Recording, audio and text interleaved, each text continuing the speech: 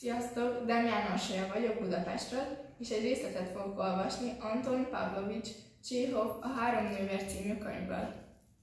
Diana a kocsijában ült a parkolóban. A tavasz elérte a szigetet, a napfényt újonnan nőtt falevelek verték vissza.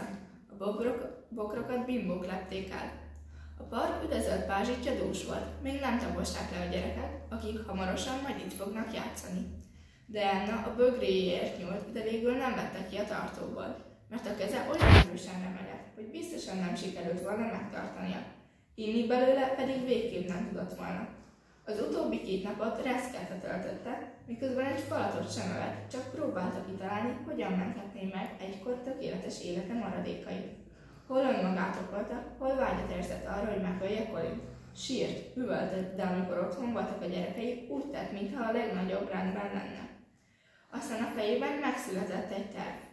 Mellette az anyós ülésen több cédula feküdt. Telefonszámok, jegyzetek és statisztikák, amelyeket ő készített. A lányai minden papírja nála volt, és a másolatok a saját meg Colin számukra kivonatáról is. Tudta, hogy választási lehetőségei behatároltak. Elválni nem akar. A házasság a lénye szerves tartozéka. Része annak, amit mindig is akart. Colin nem fogja még ezt is elvenni tőle. Úgyhogy majd közli vele, hogy talán megbocsátja neki, amit tett, de elfelejteni soha nem fogja. És hogy nagyon kell törnie magát, ha vissza akarja hódítani őt.